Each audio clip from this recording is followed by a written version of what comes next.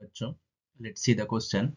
25 ml of a solution of Na2CO3 having a specific gravity of 1.25 gram per ml required 32.9 ml of a solution of HCl containing 109.5 gram of this acid per liter for complete neutralization.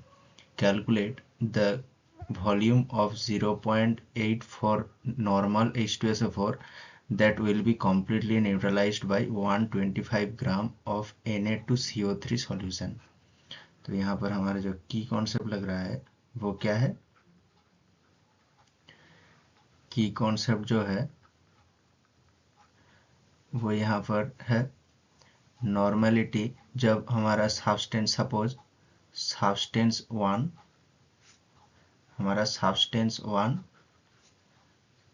suppose simply 1 is a reactant and 2 is another reactant. तो यहाँ पर जब reaction करके product देता है तो इसका जो normality of 1 into volume of 1 equal to normality of 2 into volume of 2 होगा. तो यही है हमारा की कॉन्सेप्ट.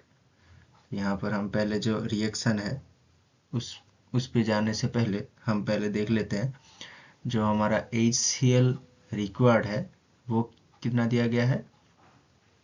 1 लीटर पर लीटर में, मतलब 1 लीटर में जो HCl है वो कितना है 109.5 ग्राम.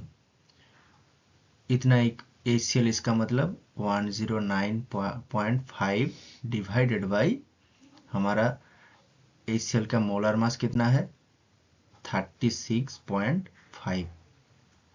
इतना मोल HCl आ जाएगा. HCl अब HCl जो डिसोसिएट करके H प्लस Cl माइनस देता है. तो यहाँ पर HCl का वैलेंसी कितना है, वैलेंसी इक्वल टू 1. इसका मतलब हमारा मोल इक्वल टू इक्विवेलेंट आ जाएगा. इक्विवेलेंट तो यहाँ पर number of moles equal to number of equivalent आ जाएगा. तो यही है हमारा number of equivalent 109.5 divided by 36.5 equivalent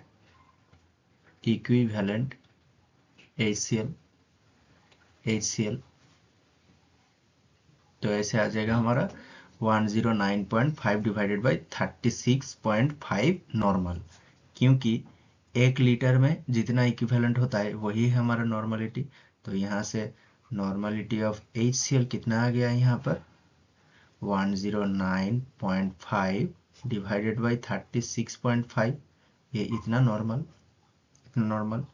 तो यहाँ से हम क्या लिख सकते हैं, कि जो हमारा पहले जो हम रिएक्शन है उसको हम पहले देख लेते हैं.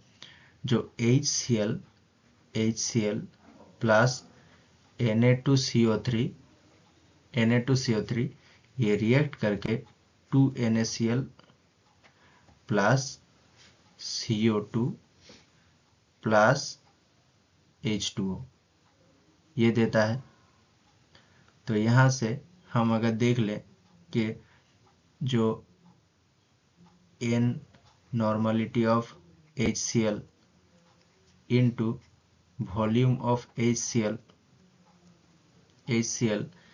equal to normality of Na2CO3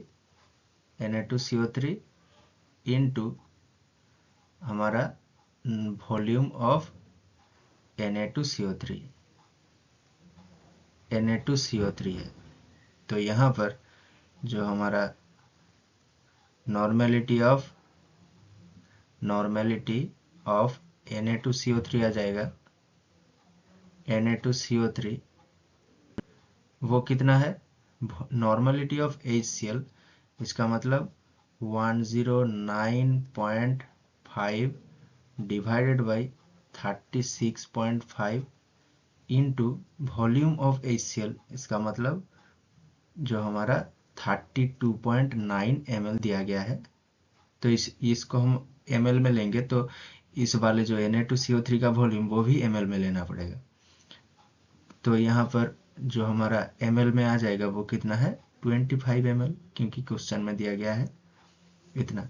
तो इसको हम ऐसे ही रख देते हैं, बाद में इसको सॉल्व करेंगे आफ्टर फुल।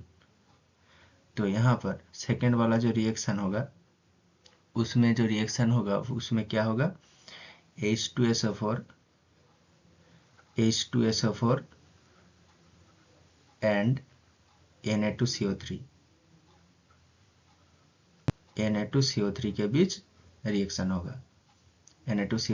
रिएक्शन होगा। तो ये क्या होगा H2CO3 प्लस हमारा कितना आ जाएगा यहाँ पर Na2SO4 Na2SO4। तो यहाँ पर जो हमारा स्पेसिफिक ग्रेविटी दिया गया है वो कितना है 1.25 ग्राम पर ml। तो हम ये भी लिख सकते हैं कि 1 ml का मतलब 1.25 ग्राम 25 ग्राम।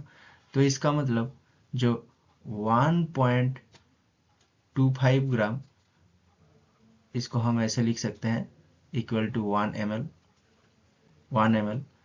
तो अगर 125 ग्राम होगा तो ये कितना इक्वल टू कितना आ जाएगा 100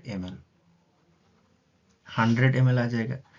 तो अगेन हम इसको लिख लेते हैं, तो ये आ जाएगा हमारा N of Na2CO3 this into volume of Na2CO3 मतलब 100 इक्वल टू जो हमारा H2SO4 का है 0.84 इंटू सपोज लेट जो वॉल्यूम होगा वो है V।